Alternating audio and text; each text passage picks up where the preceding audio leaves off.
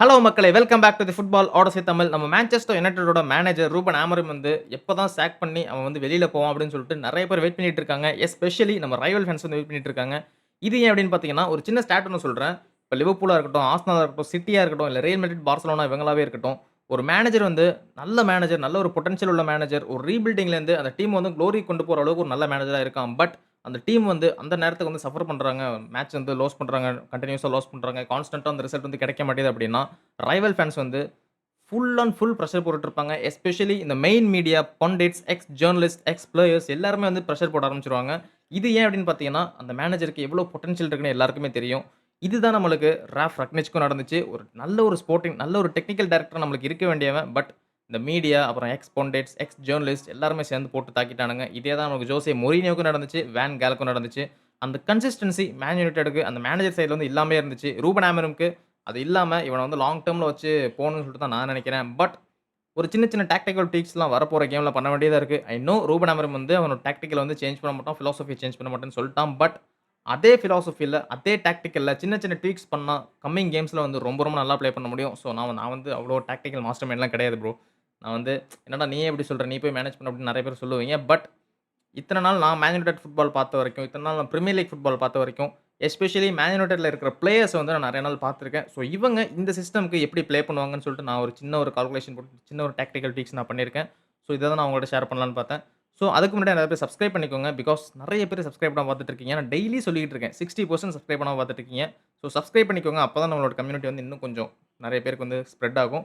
So already நம்ம 800 சப்ஸ்கிரைபர்ஸ்க்கு நம்ம reach பண்ணியிருக்கோம். So thank you all for that. 1Kக்கு ரொம்ப தூரத்துல இல்ல. ஸோ பார்க்குற எல்லாரும் கொஞ்சம் பெரிய மனசு பண்ணி சப்ஸ்கிரைப் பண்ணிக்கோங்க. வீடியோ லாஸ்ட் வரைக்கும் பாருங்க. அப்பதான் நான் என்ன சொல்றேன், என்ன இவன் சொல்லியிருக்கான்னு சொல்லிட்டு உங்களுக்கு புரியும். நெறைய பேர் வந்து பார்த்துட்டு பாதியிலேயே போயிடுறீங்க.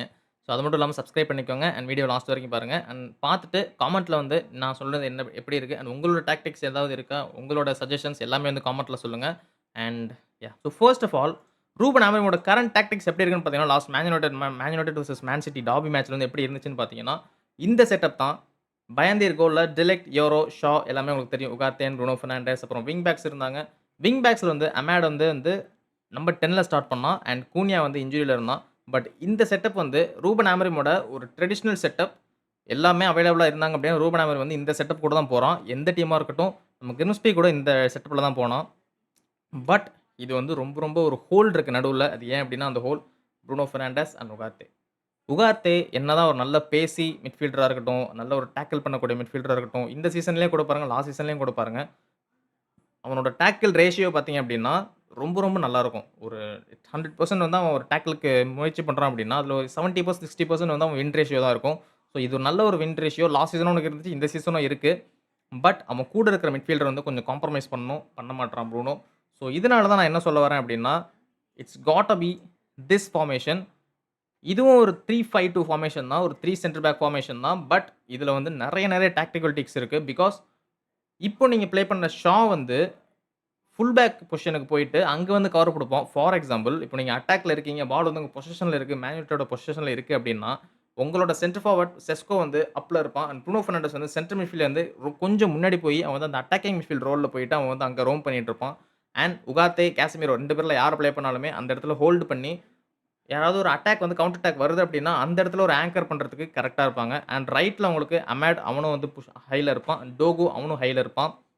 இந்த நேரத்துல ரைட்ல யோரோ சென்டர்ல போயிட்டு புஷ் பண்ணுவான். அண்ட் ஷா வந்து ஃபுல் பேக்ல போய் கவர் குடுப்பான். அதாவது நீங்க வந்து சென்டர்ல பால வந்து லூஸ் பண்ணீங்க அப்டின்னா, யோரோ வந்து இந்த பக்கம் வந்து நம்மளுக்கு டேலோ இல்லன்னா மஸ்ராவி இல்லன்னா அமேட் வந்து கொஞ்சம் ஹை அப்ல இருப்பாங்க இல்லையா? அதனால யோரோ வந்து இந்த இடத்துல கொஞ்சம் முன்னாடி போயிருப்பான். அண்ட் இந்த பக்கம் ஷா நம்ம லெஃப்ட் சைடு சென்டர் பேக் வந்து நம்ம டோகுக்கு கவர் குடுக்காதனால, அவன் வந்து அந்த விங் பேக் பொசிஷன்ல போய் அங்க கவர் குடுத்துட்டு இருப்பான். சென்டர்ல நம்ம மத்தியாஸ் டெ லிக்ட் வந்து சாலிடா இருப்பான். ஏன்னா மத்தியாஸ் டெ லிக்ட் வந்து அவ்வளவா பேஸ் கிடையாது. நம்ம எல்லாருக்குமே தெரியும். பட் ஆக்ஸலரேஷன் செம்மையா இருக்கும். அதனால அவன் வந்து சாலிட்ல அப்படியே நிப்பான். ஃபார் எக்ஸாம்பிள் பார்த்தீங்கன்னா, வேன் டைக் மாரியான பொசிஷன் வந்து நம்ம மத்தியாஸ் டெ லிக்ட் இருப்பான். அண்ட் கொனாட்டே இல்லன்னா நம்ம இன்னொரு பிளேயர் இப்போ விளையாடுறான் இல்லையா? அந்த மாரியான பொசிஷன் வந்து நம்ம யோரோ இருப்பான். லெஃப்ட்ல வந்து நம்ம லூக் ஷா வந்து அந்த பக்கமும், இந்த பக்கமும் மாறி போயிட்டு இருப்பான். இதுல வந்து யோரோ இந்த பொசிஷன் வந்து செம்மையா இருக்கும். பிகாஸ் அவன்ட்ட பேஸ் இருக்கு, ஆக்ஸலரேஷனும் இருக்கு. அந்த பர்ஸ்ட்லாம் பார்த்தீங்கன்னா செம்மையா இருக்கும். சென்டர் பேக்ல இருந்து சென்ட்ரல் டிஃபென்சிவ் மிட்ஃபீல்டு கிட்ட போய் அங்க போய் ஓவர்லோட் பண்ணிக்கிட்டு, ரைட்லயும் அவன் பார்த்துப்பான். அண்ட் பின்னாடியும் நம்ம பார்த்துப்பான். ஸோ இத நம்ம நெறைய வாட்டி பார்த்துருக்கோம். பட் இங்க என்ன பிரச்சனை இருக்குன்னு பார்த்தீங்கன்னா, லூக் ஷா தான். Luke Shaw has to be benched. ஏன்னா, நம்ம எல்லாருக்குமே தெரியும் one of the best left backs when he is fit. But இந்த சிஸ்டம்ல லூக் ஷா வந்து கொஞ்சம் திணறான். அது யூரோப்பா லீக் ஃபைனல்லயுமே பார்த்தோம். கிரிம்ஸ்பிலயும் பார்த்தோம். லாஸ்ட் மேட்சும் பார்த்தோம். பயபுள்ள திணறி சாவுறான். என்ன பண்றான்னே தெரியல. அவனுக்கு மூச்சு தள்ளிருது. அந்த மாரி ப்ளே பண்ணிட்டு இருக்கான். அதனால தான் நம்மளுக்கு ஏடன் ஹெவன் இருக்கான். லிசாண்ட்ரோ மார்டினஸ் வர்ற வரைக்கும் நம்மளுக்கு வந்து ஏடன் ஹெவன் வந்து பேக்கப்ல போட்டு தான் ஆகணும். ஏன்னா லிசாண்ட்ரோ மார்டினஸ் ப்ளே எல்லாருக்குமே தெரியும். சென்ட்ரல் டிஃபென்ஸ் மிட்ஃபீல்ட் கிட்ட போய் ஓவர்லோட் பண்ணி அங்கேருந்து பாஸ்லாம் போடுவான். அமேடியாலோ லாஸ்ட் மேன் சிட்டி டார்பில கூட அவனோட அசிஸ்ட் தான் அமேடியாலோக்கு வந்து கோல் வந்துச்சு. அந்த வின்னர் கோலா தான் பண்ணுச்சு. எல்லாருமே பார்த்திருப்பீங்க. ஸோ இந்த மாதிரியான டாக்டிகல் டீக்ஸ் அவன் பண்ணியே ஆகணும். எஸ்பெஷலி ஏடன் ஹெவன் வந்து லெஃப்ட்ல ஸ்டார்ட் பண்ணியே ஆகணும். ஏன் அப்டின்னா, அவன் வந்து அந்த ஃபுல் பேக் பொசிஷன்லயும் வந்து அவனால பண்ண முடியும். ஏன்னா left footed centre back. So he can do that and also அவன் வந்து அவனோட கேரியர ஸ்டார்ட் பண்ணும்போது சென்ட்ரல் மிட்ஃபீல்ட் பொசிஷன்ல தான் அவன் கேரியர் ஸ்டார்ட் பண்ணான். So he can do that job. Especially Lisandro Martinez அதே மாரி தான். சென்ட்ரல் டிஃபென்சிவ் மிட்ஃபீல்ட் வந்து அவன் அயாக்ஸ்ல ப்ளே பண்ணியிருக்கான். இப்போ என்ன ரூமர்ஸ்லாம் போயிட்டு இருக்கு அப்டின்னா, லிசாண்ட்ரோ மார்டினஸ் வந்து ஃபிட் ஆயிட்டான் அப்டின்னா, லிசாண்ட்ரோ மார்டினஸ் அண்ட் மெய்னோ வந்து பார்ட்னர்ஷிப் போட்டு புருனோ பெர்னாண்டஸ் அண்ட் எம்புமோ இல்லன்னா கூனியா அண்ட் எம்புமோ, புருனோ பெர்னாண்டஸ் இந்த மாதிரியான பார்ட்னர்ஷிப்லாம் போலான்னு பார்த்துட்டு இருக்காங்க. பட் அது அப்ப பார்த்துக்கலாம். நான் இப்போ இருக்கிற கரண்ட் டீமோட நான் சொல்லிட்டு இருக்கேன். அண்ட் ஆல்சோ சென்டர் மிட்ஃபீல்ட்ல நம்ம உகார்டே அண்ட் மெய்னோ ஸ்டார்ட் பண்ணியே ஆகணும். பிகாஸ் மேன் சிட்டியோட நம்ம பார்த்துட்டோம். உகார்டே பெர்ஃபெக்ட்டான ஜாப் பண்ணிட்டு இருந்தான். அன்லெஸ் புருனோ பெர்னாண்டஸ் வந்து மிஸ்டேக்ஸ்லாம் பண்ற வரைக்கும். பட் அத நம்ம தவிர்க்க முடியாது. புருனோ பெர்னாண்டஸ் வந்து அவன் அப்படிதான். அண்ட் ஆல்சோ உகார்டேவும் சில மிஸ்டேக்ஸ்லாம் பண்ணான். பட் ஒரு ஃபர்ஸ்ட் கேம் அவன் வந்து ஸ்டார்ட் பண்றான். அது ஐ மீன் பிரீமியர் லீக்ல ரொம்ப நல்ல ஒரு பெர்ஃபார்மன்ஸ் உகார்டேண்டு. பட் மெய்னோ இந்த பக்கம் ஒரு பிரஸ் ரெசிஸ்டன்ட் பிளேயர் இருந்தான் அப்படின்னா, இன்னுமே நல்லாருக்கும். பிகாஸ் உகார்டேட்ட பேஸ் இருக்கு அண்ட் மெய்னோ கிட்ட வந்து பிரஸ் ரெசிஸ்டன்ட் குவாலிட்டி இருக்கு. ஸோ 2யுமே நீங்க கம்பைன் பண்ணீங்கன்னா, அப்பதான் உங்க மிட்ஃபீல்ட் வந்து கொஞ்சம் அந்த ஒரு புஷ் பண்ணுவாங்க. பட் அமோரிம் வந்து கேமுக்கு கேம் வந்து மிட்ஃபீல்ட வந்து சேஞ்ச் பண்ணிட்டே இருக்கான். இந்த மாரி உகார்டே மெய்னோவா இருக்கட்டும், உகார்டே புருனோவா இருக்கட்டும், கேசமிரோ புருனோ, கேசமிரோ உகார்டே, கேசமிரோ மெய்னோ இந்த மாரி பண்ணிட்டே இருக்கிறதுனால, கொஞ்சம் அந்த ஒரு டெம்ப்டேஷன் வந்து எல்லாருக்குமே இருக்கு. ஸோ அது என்னன்னு தெரியல. பட் என்னைய பொறுத்தவரைக்கும் உகார்டே அண்ட் மெய்னோ ஸ்டார்ட் பண்ணியே ஆகணும். புருனோ பெர்னாண்டஸ் ஒரு நம்பர் 10 மாரி ப்ளே பண்ணி ஆகணும். சென்டர் மிட்ஃபீல்ட் அண்ட் நம்பர் 10 இந்த 2 ரோலுக்கும் நடுவுல ப்ளே பண்ணி ஆகணும். அதுவும் இல்லாம ரொம்ப முன்னாடி போயிட்டு ரோம் பண்ணக்கூடாது. ஸோ இதான் நான் என்னோட டாக்டிக்கல் ட்ரிக்ஸ்ல வந்து நான் இதான் வச்சிருக்கேன். புருனோ பெர்னாண்டஸ் வந்து நம்பர் 10 மாரி போடணும். அண்ட் லெஃப்ட் அண்ட் ரைட்ல வந்து டோகோ அண்ட் மஸ்ராவி. மஸ்ராவி வந்து நம்ம அட்டாக்ல ரொம்ப சூப்பரான பிளேயர். லாஸ்ட் சீசன் நம்ம பார்த்துருந்தோம். இந்த சீசன் வந்து இன்ஜூரிலேருந்து ஃபர்ஸ்ட் வந்ததுனால நான் லாஸ்ட் மேட்ச் வந்து கொஞ்சம் ஒரு ஸ்டிங்கர போட்டு விட்டான். நெறைய வாட்டி வந்து டோகோலாம் வந்து அவன பாஸ் பண்ணி போய்ட்டான். ஸோ அதெல்லாம் நம்ம பார்த்துருந்தோம். அண்ட் ஃபோடனும் பாஸ் பண்ணி போனான். So Mazraoui has to be in the right wing back and left wing பேக்ல டோகோ. நம்ம எல்லாருக்குமே தெரியும் டோகோ வந்து ஒரு ஹை பொட்டன்ஷியல். டோகோக்கு வந்து 19 ஏஜ் தான் ஆகுது. அண்ட் மெய்னோக்கும் 19 தான் ஆகுது. யோரோக்கும் 19 தான் ஆகுது. செஸ்கோக்கு வந்து 22 தான் ஆகுது. இவங்க எல்லாருமே வந்து பிரைம் மாரி ப்ளே பண்ணணும். மேன் சிட்டிய பீட் பண்ணணும் அப்டின்னா எப்படி ப்ளே பண்ணுவாங்க? எனக்கு புரியல. ஏடன் ஹெவன் அவனுக்கும் 19 தான் ஆகுது. 18ஓ 19 தான் ஆகுது அவனுக்கும். எல்லா பிளேயரும் மேன் யுனைட்டட்ல இருக்கிற பிளேயர் வந்து ஒண்ணு வேற சிஸ்டம் பிளேயர்ஸா இருக்காங்க. இல்லன்னா ரொம்ப கம்மி ஏஜ்ல இருக்காங்க. பொட்டன்ஷியல் உள்ள பிளேயர் அதிகம் ஒரு வேர்ல்ட் கிளாஸ் பிளேயரா வரக்கூடிய ஒரு பொட்டன்ஷியல் இருக்கிற பிளேயர். பட் கரண்ட் சிச்சுவேஷன்ல நல்ல பிளேயரா இருக்க மாட்றாங்க. அதாவது நல்ல பிளேயர் தான். பட் நீங்க அந்த பிரைம் லெவல் இருக்க ஒரு வான் டைக் மாரியோ, இல்ல ஒரு செர்ஜியோ ராமோஸ் மாரியோ இந்த மாரிலாம் ப்ளே பண்ணணும் அப்டின்னு பார்த்தா, இவனுங்க வந்து ஹாரி மெகுயர் மாரி தான் ப்ளே பண்ணுவானுங்க. அந்த மாரி தான் நடந்துட்டு இருக்கு. But Harry Maguire man he he is a good he is a good player. He is a good person. நம்ம அவன போட்டு அடிக்கலாம் வந்து இந்நேரம் வேற டீமுக்கு போயிருக்கணும். பறந்து போயிருக்கணும். அவன வந்து நெறைய டீம் கூப்பிட்டானுங்க. ஆஸ்டன் வில்லாவா இருக்கட்டும், அப்புறம் வில்லாரியலா இருக்கட்டும், ஸ்பெயின்ல நெறைய டீம் கூப்பிட்டானுங்க. அவன் வந்து போல. ஸோ அந்த மாரியான பெர்சன் தான் Harry Maguire. He is loyal to Manchester United. But last match வந்து டாக்டிக்கல் தான் அது. ஹாரி மெகுயர் வந்து இறக்கியிருக்க தேவையே இல்ல. லீட் பண்றப்போ நீங்க ஒரு டிஃபெண்டர இறக்கணும். நீங்க அட்டாக்கர இறக்கணும். But Harry Maguire இறக்கியிருக்கான். 2-0 நம்ம இதுல இருந்தப்போ. ஸோ அதெல்லாம் ரொம்ப மோசமான விஷயம். அண்ட் அதான் அண்ட் உங்களோட சென்டர் ஃபார்வர்ட்ல வந்து நீங்க எம்பூமோ அண்ட் கூன்யா 2 பேரையுமே நீங்க அந்த இடத்துல வைக்கணும். அப்பதான் உங்களுக்கு வந்து அந்த மிட்ஃபீல்ட்ல உங்களுக்கு அந்த பாக்ஸ் மாரி ஃபார்ம் ஆகும். பிகாஸ் நீங்க உகார்டே அண்ட் புருனோ பெர்னாண்டஸ் மட்டும் வச்சிருக்கும்போது, அந்த 2 மிட்ஃபீல்ட் தான் இருக்கும். எம்புமோ அண்ட் கூன்யா வந்து கொஞ்சம் அப்பர் மில்ல போய் 4-2-3 மாரி ஆயிரும். அதாவது 5-2-3 மாரி ஆயிரும். சாரி. பிகாஸ் நீங்க 5 டிஃபெண்டர்ஸ் மாரி இருக்கீங்க. உங்கள்ட்ட டோகு, மஸ்ராவி அப்புறம் 3 சென்டர் பேக்ஸ் இருக்காங்க. இவங்க வந்து வைட்ல இருப்பாங்க. அண்ட் சென்டர் பேக்ஸ் வந்து கீழ இருப்பாங்க.